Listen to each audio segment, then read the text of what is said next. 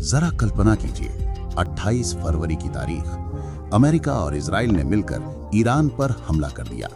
मकसद था ईरान के मिसाइल उद्योग को जड़ से खत्म कर देना। हमले के बाद ऐलान किया गया, हम उनके मिसाइल उद्योग को मिट्टी में मिला देंगे। We are going to destroy their missiles and raise their missile industry to the ground. It will be totally again obliterated. इस हमले के कुछ ही दिनों के भीतर दुनिया का सबसे अहम समुद्री रास्ता होर्मुज जलडमरू मध्य बंद हो गया। ईरान के रेवोल्यूशनरी गार्ड ने चेतावनी दी, इस रास्ते से कोई भी जहाज गुजरने की कोशिश करेगा तो उसे आग के हवाले कर दिया जाएगा। 150 से ज्यादा ऑयल टैंकर समंदर के बीचों बीच फंस कर रह गए। नमस्कार दोस्तों, आपका स्वागत है सोमिनार पर। आज का वीडियो बेहद गंभीर है। हम बात करेंगे दुनिया के सबसे नाजुक, सबसे अहम और सबसे अनदेखी की गई जगह के बारे में, होर्मुज जलडमरू मध्य। ये रास्ता बंद होने का मतलब सिर्फ जहाजों का फंसना नहीं है, इसका मतलब है दुनिया के तेल की जीवन रेखा का कट जाना। आज हम देखेंगे कि ये संकट कैसे बना, दुनिया के पास इसका कोई विकल्प क्यों नहीं है और आखिरकार खाड़ी देश कौन सा रास्ता चुनेंगे। सबसे पहले नक्शे पर नजर डालते हैं। होर्मुज जलडमरू मध्य आखिर है क्या? ये फारस की खाड़ी और ओमान की खाड़ी को जोड़ने वाला एक बेहद संकीर्ण गलियारा है। उत्तर में ईरान, दक्षिण में ओमान और संयुक्त अरब अमीरात का मुसंदम प्रायद्वीप। सबसे संकरी जगह पर इसकी चौड़ाई मात्र 21 मील है। इसके अंदर जहाजों के आवागमन के लिए सिर्फ 2 लेन है। हर लेन की चौड़ाई 2 मील से भी कम है। यानी दुनिया की पूरी ऊर्जा आपूर्ति व्यवस्था एक पुलिस बैरिकेड जितने संकरे रास्ते पर टिकी हुई है। सऊदी अरब, इराक, कुवैत, कतर, बहरीन, संयुक्त अरब अमीरात, खाड़ी के सभी तेल उत्पादक देशों की हर बूंद तेल को इसी एक रास्ते से गुजरना पड़ता है। अगर ये जलडमरू मध्य बंद हो जाता है तो पनामा नहर की तरह घूमकर जाने का कोई विकल्प नहीं है। पहले से लदा हुआ टैंकर खाड़ी के अंदर ही फंसकर रह जाएगा, कोई दूसरा रास्ता नहीं। आंकड़े देख लीजिए, अहमियत समझ में आ जाएगी। हर दिन लगभग 20 मिलियन बैरल तेल, जो दुनिया के कुल तेल आपूर्ति का 20% है, इस रास्ते से गुजरता है। इसके अलावा दुनिया की लिक्विफाइड नेचुरल गैस का भी 20%, जो लगभग पूरी तरह से कतर से जाती है, इसी रास्ते से होकर गुजरती है। चीन के कुल तेल का 40% इसी रास्ते से आता है। जापान, दक्षिण कोरिया, भारत, पूरी एशियाई अर्थव्यवस्था इस रास्ते पर निर्भर है। पनामा नहर से दुनिया का मात्र 5% व्यापार होता है। होर्मुज कोई व्यापारिक मार्ग नहीं है, ये दुनिया की मुख्य ऊर्जा धमनी है। इसकी तुलना किसी दूसरे चोक पॉइंट से नहीं की जा सकती और आज ये धमनी बंद हो चुकी है। ये संकट आज का नहीं है, इसकी गहरी इतिहास है। 1980 के दशक में ईरान इराक युद्ध के दौरान टैंकर वॉर हुआ था। तब दोनों देशों ने व्यापारिक जहाजों पर हमले किए थे। लॉयड्स ऑफ लंदन के अनुसार 546 से ज्यादा जहाज क्षतिग्रस्त हुए थे। तब दुनिया ने पहली बार महसूस किया था कि होर्मुज संकट क्या होता है।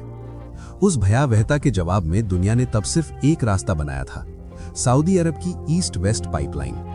1981 में बनी ये पाइपलाइन सऊदी तेल को खाड़ी से लाल सागर तक ले जाती है। यही दुनिया का सबसे अच्छा जवाब था, लेकिन समय बीत गया। 2011-12 में जब ईरान ने फिर से होर्मुज बंद करने की धमकी दी, तो संयुक्त अरब अमीरात ने दौड़कर अपनी हबशान फुजैरा पाइपलाइन बना डाली। इससे पहले भी कई नहर खोदने के प्रस्ताव आए, पड़े रह गए। जितनी बार ईरान धमकी देता है, प्रस्ताव आते हैं। धमकी कम होते ही प्रस्ताव फाइलों में बंद हो जाते हैं। दुनिया हमेशा ये जुआ खेलती रही। शायद इतना बड़ा संकट नहीं आएगा। सबसे बड़ा प्रस्ताव आया था 2008 में। दुबई प्रशासन ने 180 किलोमीटर लंबी नहर खोदने की योजना बनाई थी, जो हजार पर्वत को पार कर फारस की खाड़ी को ओमान की खाड़ी से जोड़ देती। ये पनामा नहर जैसी लॉक प्रणाली वाली परियोजना थी, जिसमें पहाड़ों को काटना था। लागत का अनुमान था $200 बिलियन। तुलना के लिए पनामा नहर के विस्तार में सिर्फ $5 बिलियन लगे थे। यह प्रस्ताव तो लागू नहीं हुआ, लेकिन इसकी जगह यूएई ने सस्ती पाइपलाइन बना ली। 2015 में अरब सेंचुरी सेंटर ने इससे भी बड़ा प्रस्ताव रखा। 950 किलोमीटर लंबी एक नहर जो फारस की खाड़ी से अरब प्रायद्वीप को पार कर लाल सागर तक जाती। प्रस्तावित गहराई 80 फीट थी, ताकि पूरी तरह लदा हुआ सुपर टैंकर गुजर सके। लागत का अनुमान $80 बिलियन था। सऊदी अरब ने दिलचस्पी दिखाई, लेकिन अध्ययन के बाद ये आगे नहीं बढ़ पाया। 2024 में वाटरवेज इंजीनियर्स ने इस समस्या पर सबसे विस्तृत अध्ययन प्रकाशित किया। 3 रास्ते सुझाए गए। पहला, ओमान के मुसंदम प्रायद्वीप से होकर नहर, बहुत छोटा रास्ता लेकिन भूगोल बेहद जटिल। दूसरा, संयुक्त अरब अमीरात के अंदर से फुजैरा कक नहर, जो दुबई के पाम द्वीप परियोजना जितनी जटिल है लेकिन तकनीकी रूप से संभव है। तीसरा, सबसे भविष्यवादी प्रस्ताव, मेसोपोटामियन मल्टी मॉडल मैरीटाइम कनाल। 1500 किलोमीटर लंबी ये नहर भूमध्य सागर को सीधे फारस की खाड़ी से जोड़ देगी। पैमाना समझने के लिए स्वेज नहर 193 किलोमीटर की है, पनामा 82 किलोमीटर की। ये दुनिया की सबसे लंबी कृत्रिम जलमार्ग होगी। लेकिन ये सारे प्रस्ताव सिर्फ कागजों में रह गए, क्योंकि राजनीतिक इच्छा शक्ति और पैसे का इंतजाम नहीं हो पाया। अब इस वक्त जब 150 टैंकर फंसे हैं, ये कागजी प्रस्ताव फिर से मेज पर आ गए हैं। लेकिन क्या इन्हें बनाने के लिए वक्त हाथ है? तेल की बात छोड़िए, खाड़ी देशों ने आपस में जुड़ने के लिए गल्फ रेलवे नाम से एक परियोजना शुरू की थी। 2009 में स्वीकृत ये 2177 किलोमीटर का रेल नेटवर्क का बजट था $250 बिलियन। लेकिन हर डेडलाइन निकल गई। 2018, 2021, अब लक्ष्य है 2030। लेकिन इसकी सबसे बड़ी समस्या ये है कि रेल तेल नहीं ढो सकती। रेल माल ढो सकती है, लेकिन हॉर्मुज के 20 मिलियन बैरल तेल का दबाव नहीं संभाल सकती। इराक तो अब आर्थिक आपातकाल में है। उनके राजस्व का 90% तेल से आता है और वो सारा तेल हॉर्मुज से जाता है। उनकी 3 पुरानी परियोजनाओं को आपात आधार पर खोलने की तैयारी है। इराक जॉर्डन पाइपलाइन, किरकुक से हान पाइपलाइन, तुर्की से होकर भूमध्य सागर और इराक सीरिया पाइपलाइन। लेकिन ये रास्ते क्षमता के मामले में हॉर्मुज की तुलना में नगण्य हैं। ये लाइफलाइन तो हैं, लेकिन समाधान नहीं। अब तक इस संकट में जो चीज काम कर रही है वो है सऊदी अरब की ईस्ट वेस्ट पाइपलाइन। अरामको के सीईओ ने 10 मार्च को बताया कि उन्होंने आपात आधार पर इसकी क्षमता बढ़ाकर 7 मिलियन बैरल कर दी है।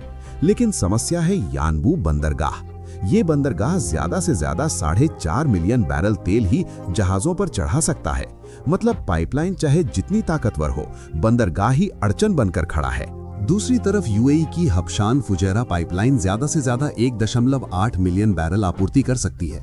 लेकिन ईरान पहले ही फुजैरा टर्मिनल पर हमला कर चुका है।